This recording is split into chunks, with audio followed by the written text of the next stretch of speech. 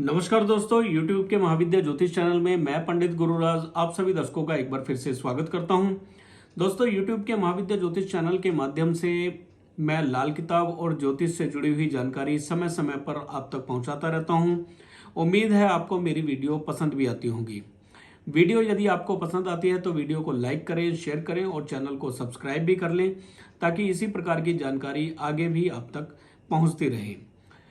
दोस्तों, लाल किताब ज्योतिष एक ऐसा ज्योतिष है जिसमें बहुत लंबी गणितीय गणना न करके सीधे साधे तरीके से जातक के उपाय किए जाते हैं। दोस्तों, लाल किताब के बारे में बहुत सारी भ्रांतियां हैं, बहुत सारे लोगों के मन में वहम हैं। आज मैं वो वहम दूर करने वाला हूं और आज मैं आपको कोई सूत्र नहीं बताऊंगा, बल्कि लाल किताब से जुड़ी हुई कुछ जानकारी आप तक पहुंचाऊंगा। सबसे पहले तो हम ये जान लें कि लाल किताब आखिर है क्या। दोस्तों, लाल किताब पंडित रूपचंद जोशी द्वारा लिखी गई बुक है और पंडित रूपचंद जोशी जालंधर के नूरमहल तहसील के फरवाला गांव के रहने वाले थे। आर्मी में एक अकाउंटेंट थे ये, और उस समय जब ये अकाउंटेंट थे, अंग्रेजों के टाइम की बात है ये, उस समय लाल रंग के रजिस्टर हुआ करते थे उस समय, और लाल रंग के रजिस्टर में ही सारा हिसाब किताब हुआ करता था। तो पंडित रूपचंद जोशी जी उस समय ज्योतिष की जो इनको ज्ञान था, जो ज्योतिष का इनके पास में ज्ञान था, और कुछ ज्ञान इनको दैवी शक्तियों से प्राप्त हुआ था। दैवी शक्तियों से इनको ज्ञान प्राप्त हुआ था। दैवी शक्तियों ने इनको यह ज्ञान दिया था। तो पंडित जी ये ज्ञान अपने एक रजिस्टर में लिखा करते थे, जो लाल रंग का एक रजिस्टर था, जिसमें वो ये ज्ञान जब इनको बताया जाता था, दैवी शक्तियाँ इनको बताती थी, तो वो एक रजिस्टर में उसको लिखते जाते थे। रजिस्टर लाल रंग का होने की वजह से उस बुक का नाम लाल किताब पड़ गया। अब कुछ लोग कहेंगे कि लाल किताब तो सर उर्दू में है, इसका ज्योतिष से क्या लेना देना। मुझे कमेंट आया था कुछ समय पहले, मुझे किसी ने कहा कि लाल किताब तो उर्दू में लिखी हुई है, मुसलमानी किताब है, इसका हमारे हिंदू ज्योतिष से क्या लेना देना, वैदिक ज्योतिष से क्या लेना देना, या ज्योतिष से क्या लेना देना। तो दोस्तों, सबसे बड़ी बात तो ये है कि जिस समय ये किताब लिखी गई थी उस समय उर्दू भाषा आम थी। चाहे हिंदू हो, चाहे मुसलमान हो, चाहे सिख हो, सभी लोग उर्दू जानते थे, उर्दू पढ़ते थे, उर्दू लिखते थे। तो जब यह किताब लिखी गई उस समय, क्योंकि उर्दू उस भाषा प्रचलन में बहुत ज़्यादा थी, तो ये उर्दू में ही किताब लिखी गई। लेकिन ज्योतिष से जुड़ी हुई ये किताब है। इसमें ग्रहों पर आधारित उपाय बताए गए हैं, और जो उपाय इसमें बताए हैं वे वैज्ञानिक ढंग पर बताए गए हैं, वैज्ञानिक सिद्धांतों पर बताए गए हैं। तो किताब ये ज्योतिष की है और पंडित रूपचंद जोशी जी ने लिखी थी, किसी मुल्ला मौलवी की लिखी हुई किताब नहीं है ये। और ना ही इसमें बताए हुए उपाय वो नीम हकीम उपाय हैं। इन उपायों को काफ़ी लोगों पर, काफ़ी कुंडलियों पर आजमाया गया है। जो लाल किताब के उपाय हैं ये ऐसे ही उपाय नहीं है, कोई नीम हकीम के बताए हुए उपाय या टोने टोटके नहीं कह सकते हम इसको। ये सारे वैज्ञानिक सिद्धांतों पर आधारित हैं और सारे उपाय परिलक्षित हैं, मतलब कई कुंडलियों पर, कई लोगों पर आजमाए हुए, हजारों लोगों पर आजमाए गए हैं।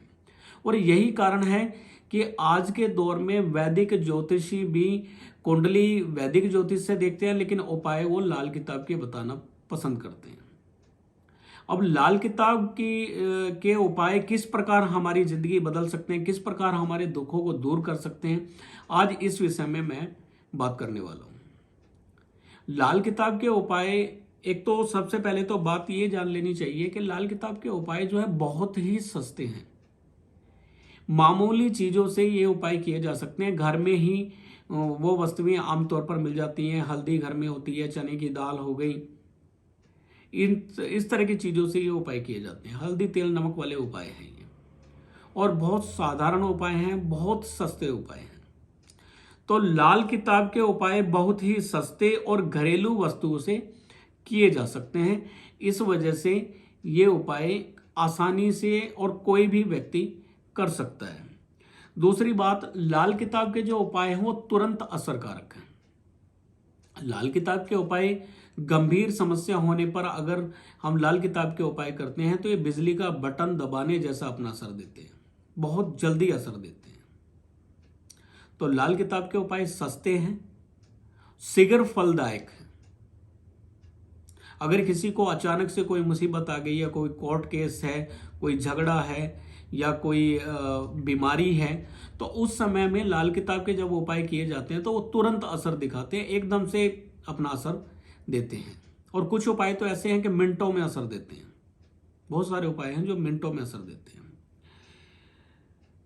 लाल किताब के उपाय की एक खासियत यह है कि लाल किताब के उपाय अगर कोई व्यक्ति खुद नहीं कर सकता है, कहीं कोई व्यक्ति हो सकता है बीमार हो, कोई हो सकता है कि विदेश में हो, तो ऐसे समय में लाल किताब के उपाय कोई भी भाई बहन चाचा पिता माता कोई भी कर सकता है। खून का रिश्तेदार यह उपाय कर सकता है, लेकिन यह बात जरूरी है कि वह इंसान उस इंसान का ब्लड रिलेशन वाला हो, खून का रिश्तेदार हो, यानी खून का कोई भी रिश्तेदार यह उपाय कर सकता है। तो लाल किताब के उपाय, सबसे पहली बात कि बहुत ही सस्ते उपाय हैं, घरेलू वस्तुओं से किए जा सकते हैं। नंबर 2, शीघ्र फलदायी हैं, किसी भी झगड़े कलह क्लेश में बहुत जल्दी असर देते हैं, कोई बीमारी है उसमें बहुत जल्दी असर देते हैं। तीसरा, लाल किताब का उपाय कोई भी भाई बहन माता पिता कर सकता है, और उसके लिए कोई जरूरी नहीं कि वह व्यक्ति पास में हो, व्यक्ति चाहे कहीं भी हो। लाल किताब के उपायों में जिन दोषों की शांति करने में हजारों रुपए लग जाते हैं, लाल किताब में मात्र कुछ पैसे खर्च करके हम वो उपाय कर सकते हैं, शांति कर सकते हैं। और इसमें भी जातक का पास में होना कोई आवश्यक नहीं है। कई सारी चीजें हैं, जैसे काल सर्प दोष है, उसमें काल सर्प दोष की शांति में काफी पैसे लग जाते हैं। राहु की शांति, केतु की शांति, वैदिक ढंग से अगर हम कोई शांति करते हैं तो काफी पैसे लग जाते हैं। पूजा पाठ का लंबा प्रोसेस होता है और इसमें काफी पैसे खर्च हो जाते हैं। जबकि लाल किताब में साधारण उपायों के द्वारा या बहुत कम खर्चे में हम ग्रह की शांति कर सकते हैं, काल सर्प दोष की शांति कर सकते हैं, और तुरंत असरकारक है। इसमें कोई लंबा चौड़ा वेट नहीं करना पड़ता है कि हमने उपाय किया है अब कितने दिन वेट करना पड़ेगा, तो बहुत जल्दी असर करते हैं। लाल किताब के उपाय मृत्यु तुल्य कष्ट, झगड़ा कलह क्लेश कोर्ट केस, आर्थिक तंगी में बहुत जल्दी असर देते हैं। लाल किताब कुंडली देखते हुए राशि और नक्षत्र का ध्यान रखने की भी कोई आवश्यकता नहीं है, बहुत ज्यादा जरूरत नहीं है। लाल किताब में लगन भाव में 1 नंबर लिखा जाता है, खानावार ग्रहों को देखा जाता है, तो इसमें राशि नक्षत्र को ध्यान में रखने की कोई बहुत ज्यादा आवश्यकता नहीं है। फिर लाल किताब ज्योतिष में बहुत बड़ी बड़ी पूजाएं अनुष्ठान जप आदि नहीं बताए जाते हैं, जिसमें समय की भी बचत होती है और पैसे की भी बचत होती है। लाल किताब कुंडली से मकान कुंडली बनाकर ग्रहों की दुरुस्ती की जा सकती है। जन्म कुंडली में जो ग्रह हैं उनको देखने के लिए कि क्या यह कुंडली सही है या गलत है, तो उसमें लाल किताब कुंडली में मकान कुंडली बनाकर हम मकान में रखी हुई वस्तुओं से कुंडली का एक तरह से दुरुस्ती कर सकते हैं, कुंडली को जांच सकते हैं क्या यह कुंडली सही है। और वैसे भी जब लाल किताब कुंडली बनाई जाती है तो उसमें लगन को 1-2 बार बदल कर देखा जाता है, ग्रहों को आगे पीछे करके 3 बार कुंडली को घुमाकर देखा जाता है, ताकि हमें जो कुंडली सामने वाले पर बिल्कुल फिट बैठती है, उसके लक्षण सामने वाले पे फिट बैठते हैं, जो प्रेडिक्शन उसके सामने वाले पे फिट बैठती है, उस कुंडली को हम मानकर उपाय कराते हैं। तो लाल किताब समस्या का हल करने में पूर्ण कारगर है। सस्ती है और बहुत जल्दी असर देती है। तो मैं अपने दर्शकों से यही कहूँगा कि अगर आपको कोई किसी प्रकार की समस्या है, किसी प्रकार का कोई दुख है, तो आप लाल किताब ज्योतिष के तरीके से अपनी कुंडली दिखाएं। आप स्क्रीन पर दिए गए नंबर पर कांटेक्ट कर सकते हैं। व्हाट्सएप पर अपनी डेट ऑफ बर्थ, टाइम और बर्थ प्लेस भेजें और कॉल करके ज़रूर बताएं कि हमने date of birth, time, birth place भेज दिया है व्हाट्सएप पे। और कुंडली फीस आप फ़ोन पर जान सकते हैं। कुंडली फीस आप गूगल पे, फ़ोन पे या पेटीएम कर सकते हैं।